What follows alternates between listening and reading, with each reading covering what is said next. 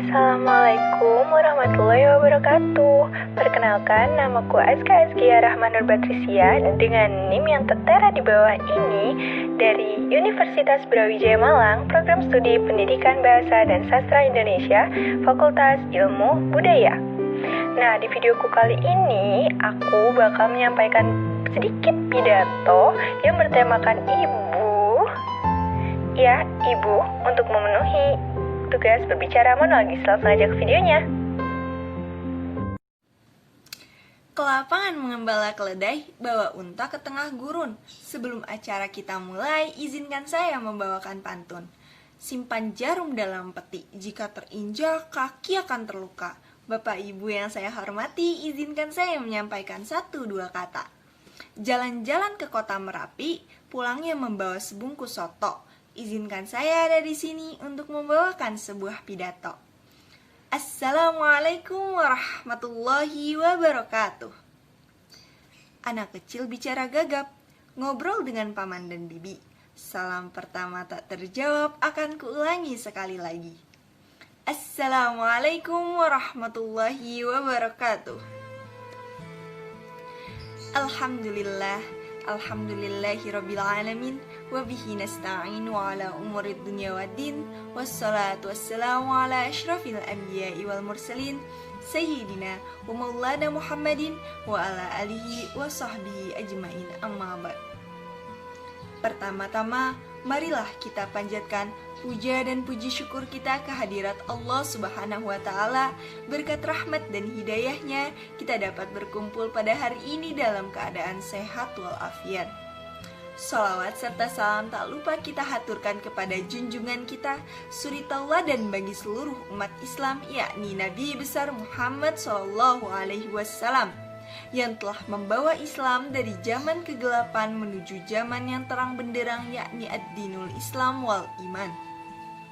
Yang saya hormati Ibu Nia Budiana selaku dosen mata kuliah berbicara monologis. Yang saya hormati seluruh hadirin dan hadirat yang insya Allah dirahmati oleh Allah Subhanahu wa Ta'ala. Dan yang saya banggakan, rekan-rekan mahasiswa sekalian. Sebelumnya perkenalkan, nama saya Azka Azkia Rahman Nur Batrisia.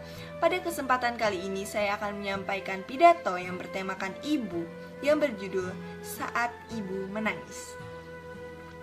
Berbicara tentang ibu, siapa yang tidak tahu akan beliau? Siapa yang tidak tahu akan kehebatan beliau dalam mendidik putra-putrinya? Tentu kita semua sudah tahu, bukan?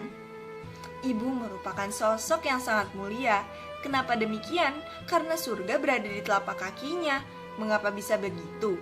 Karena ibu telah rela merawat, mendidik, membesarkan, dan mengasihi putra-putrinya. Bahkan, ibu memiliki derajat lebih tinggi daripada seorang ayah. Hal itu terkisahkan dalam percakapan Nabi Muhammad SAW ketika ada seorang sahabat yang bertanya, "Wahai Rasulullah, kepada siapakah aku harus berbakti pertama kali?" Nabi SAW menjawab, "Ibumu." Dan orang tersebut kembali bertanya, "Kemudian siapa lagi?" Nabi menjawab, "Ibumu." Orang tersebut bertanya kembali, "Kemudian siapa lagi?" Beliau menjawab, "Ibumu." Orang tersebut bertanya kembali, "Kemudian siapa lagi, wahai Rasul?" Nabi Muhammad SAW menjawab, "Kemudian ayahmu." Hadis riwayat Bukhari dan Muslim. Dari hadis tersebut, sudah bisa dipastikan bahwa ibu merupakan sosok yang paling berjasa, mulia, dan berharga bagi seorang anak. Dengan begitu, kita seharusnya berbakti kepada ibu. Terkadang, kita sebagai anak tidak tahu menempatkan diri. Ibu sudah bersusah payah mencoba membuat kita senang, malah ditanggapi dengan kemarahan ketika menyuruh kita melakukan sesuatu untuknya. Padahal itu merupakan kewajiban seorang anak. Marah kepada ibu sampai membuatnya menangis, bukankah itu memutuskan ridho ilahi? Bukankah demikian karena ridho Allah letaknya pada ridho orang tua?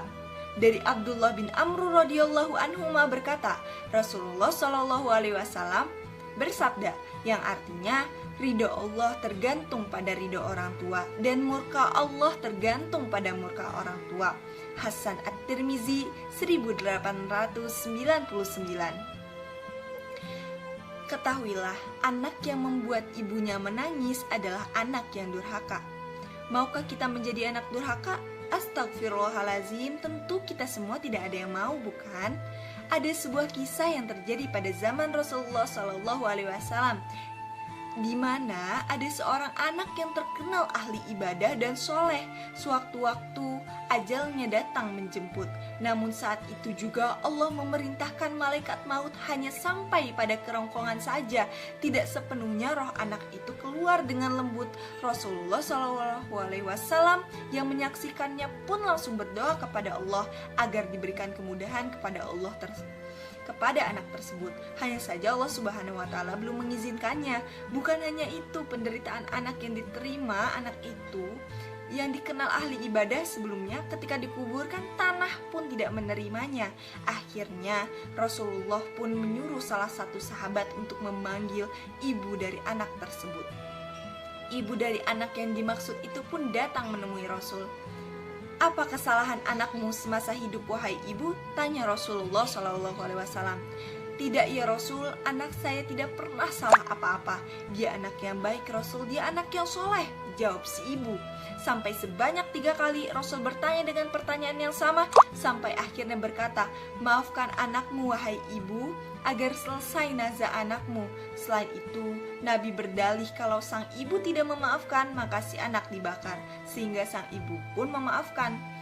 "Aku memaafkan dia, wahai Rasulullah.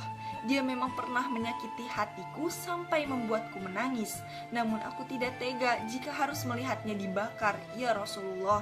Maka aku akan memaafkan kesalahannya," kata si ibu. Dengan kehendak Allah Subhanahu wa Ta'ala, maka nyawa anak itu pun dicabut dan dikuburkan secara layak.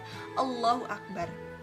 Hadirin dan hadirat rahimakumullah, kisah ini memberikan kita pelajaran bahwa ridha Allah benar-benar terletak pada ridha orang tua.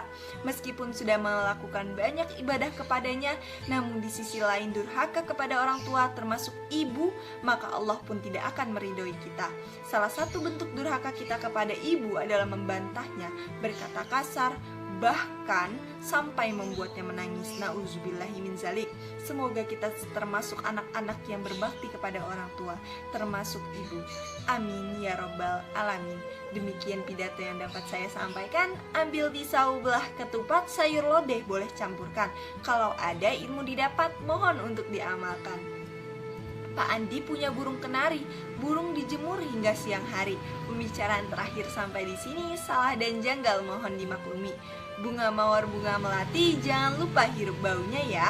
Ambil hikmah dari pidato ini. Wabillahi taufiq wal hidayah. Wassalamualaikum warahmatullahi wabarakatuh.